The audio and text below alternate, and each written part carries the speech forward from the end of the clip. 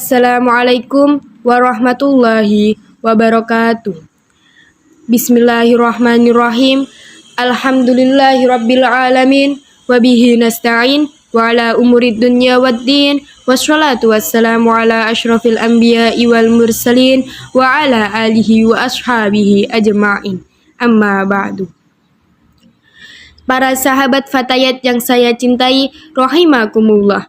Pertama-tama, puji syukur senantiasa kita panjatkan kehadirat Allah Subhanahu wa Ta'ala, Tuhan yang Maha Esa, atas limpahan rahmat, taufik, hidayah, serta inayahnya.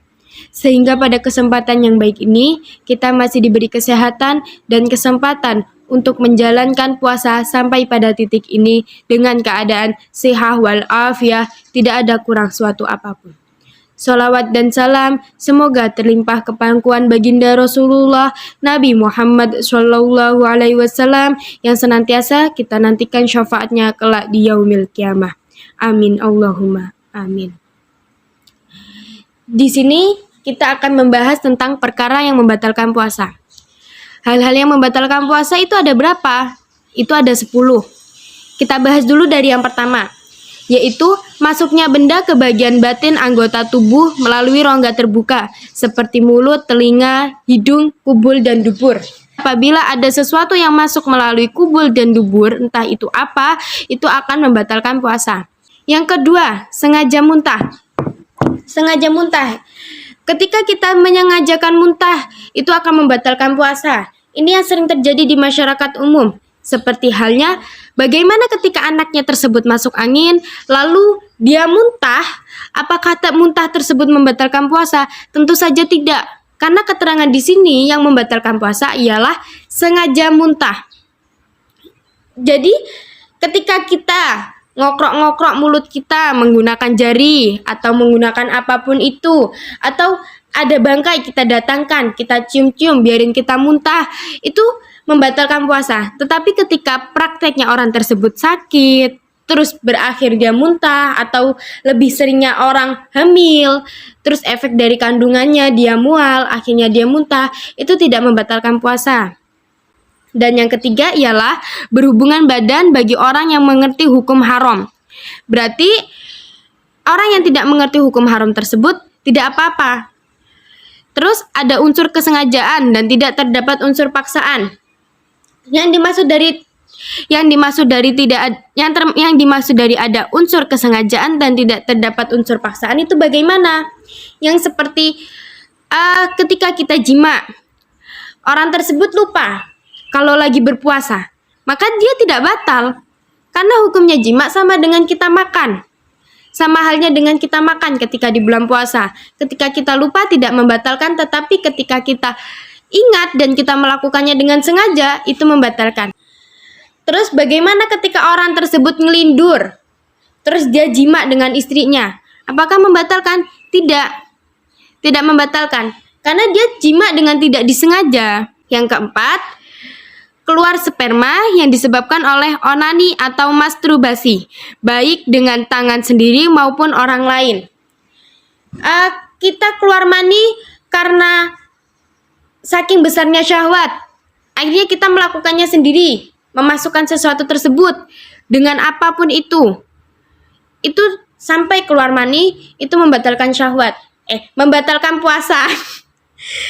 Dan apabila kita melihat video porno sampai kita timbul syahwat, terus akhirnya kita keluar mani, itu bagaimana hukumnya? Di sana hukumnya akan tetap membatalkan puasa. Karena apa? Karena kita yang memancing datangnya tersebut.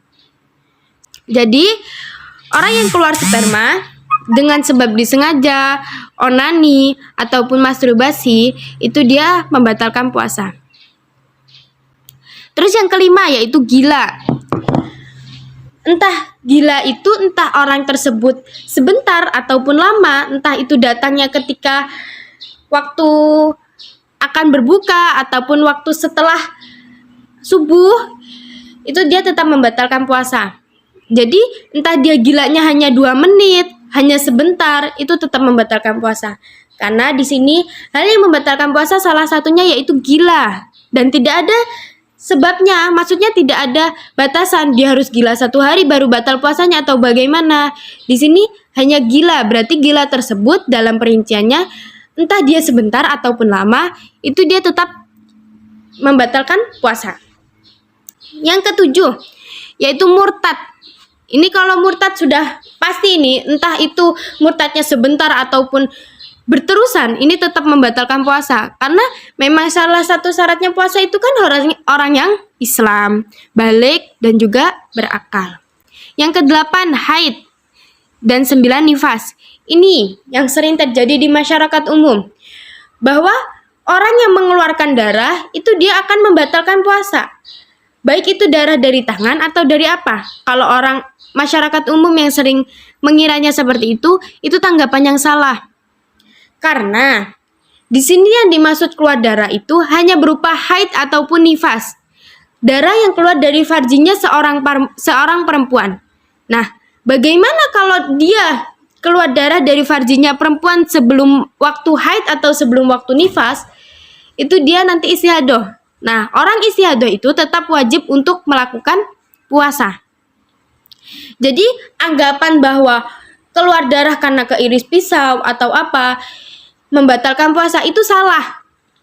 Karena itu bukan keluar darah yang dari farji manusia, bukan dari farji perempuan, yang disebabkan juga karena haid atau nifas.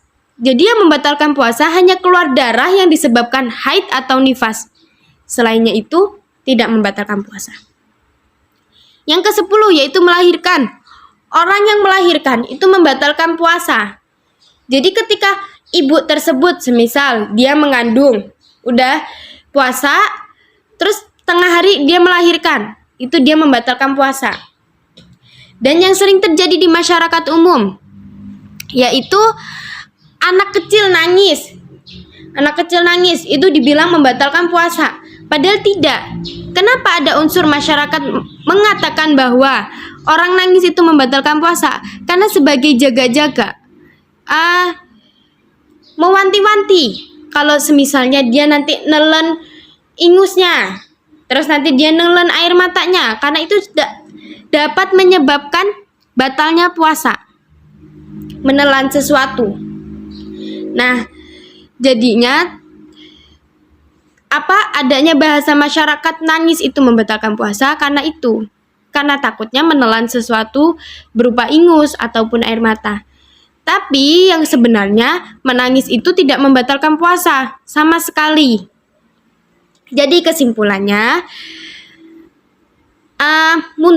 kesimpulannya dari yang muntah tersebut itu muntah tidak sengaja itu tidak akan membatalkan puasa. Terus berhubungan badan yang tidak sengaja ngelindur itu tidak membatalkan puasa. Yang kelima seperti contohnya itu yang gila. Kesimpulannya yang gila itu entah sebentar ataupun lama dia tetap membatalkan puasa. Terus kesimpulan dari mabuk, pingsan. Walaupun dia menemukan waktu sedikit, dia tidak akan membatalkan puasanya. Yang kesimpulan murtad juga. Murtad itu entah itu sebentar ataupun lama tetap membatalkan puasa.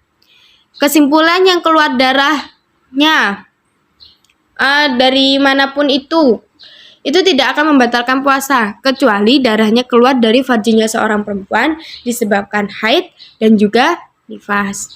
Sudah, sekian. Terima kasih. Wassalamualaikum warahmatullahi wabarakatuh. Semoga bermanfaat.